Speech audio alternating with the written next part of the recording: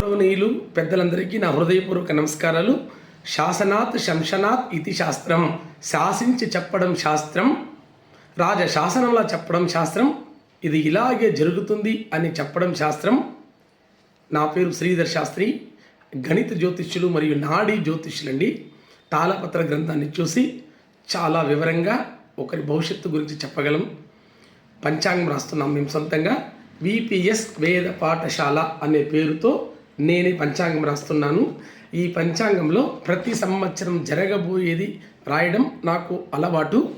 ఈ సంవత్సరం నేను రాసిన పంచాంగంలో మోదీ గారు 3వసారి ప్రధానమంత్రి అవుతారు. అందులో దక్షిణ భారతదేశానికి చెందిన చంద్రబాబు నాయుడు గారు ప్రధాన పాత్రధారిగా ఉంటారు అనేది చాలా కూలంకుషంగా రాయడం జరిగింది. భారతదేశంలో జరిగే అతిపెద్ద కుట్రల్లో ఒక మహిళ పేరు చాలా ముఖ్యంగా వినబడుతుందని రాశాము.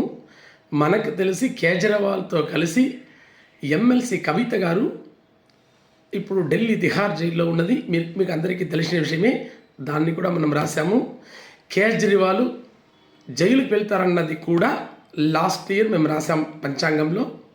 మమతా బెనర్జీ ఆమె సిద్ధాంతాలు మంచిది కాదు, ఆమె ఏది తీసుకున్నా అది సరిగ్గా ఉండదు అనేది కూడా చాలా పర్ఫెక్ట్గా మేము రాయడం జరిగింది. ఇప్పుడు మేము చెప్పినట్టుగానే భారతదేశంలో బీజేపీ ప్రధానమంత్రి మోదీ గారు అయినా కూడా దాంట్లో పెద్ద భాగస్వామి చంద్రబాబు నాయుడు గారే అనేది ఇప్పుడు మనం అందరూ చూస్తున్నాం.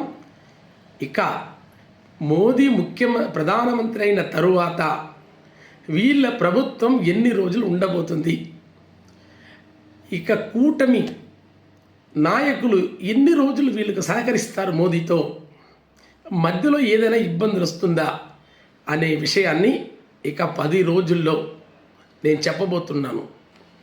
నమస్తే అండి.